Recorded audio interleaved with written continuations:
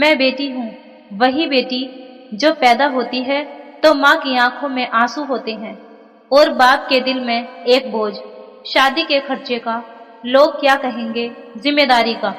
میں بیٹی ہوں جس کی مسکراہٹ سے گھر روشن ہوتا ہے لیکن جس کی خاموشی اکثر کوئی نہیں سمجھتا۔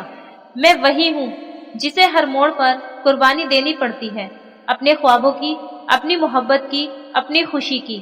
اگر میں کسی سے محبت کر بیٹھوں تو لوگ کہتے ہیں کیسی بیٹی ہے یہ، ماں باپ کی عزت کا سوچا بھی نہیں۔ اور اگر ماں باپ کی مرضی سے شادی ہو اور زندگی جہنم بن جائے تو وہی لوگ کہتے ہیں اب صبر کر، بیٹیاں صبر ہی تو کرتی ہیں، کیوں؟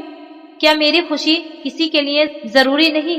کیا بیٹی ہونے کی سزا ہے یہ سب؟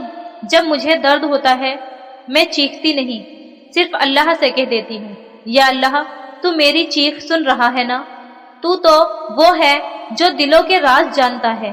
میرے سسرال والے مجھے کبھی کبھی پرایا محسوس کرواتے ہیں اور میرا شوہر، اس کے لیے شاید میں صرف ایک ذمہ داری ہوں، ایک سمجھوتا۔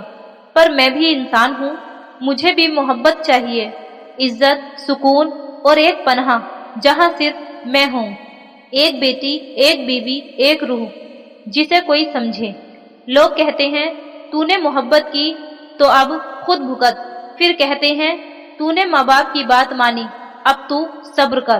تو پھر میں کیا کروں؟ میں کس کے لیے جیوں؟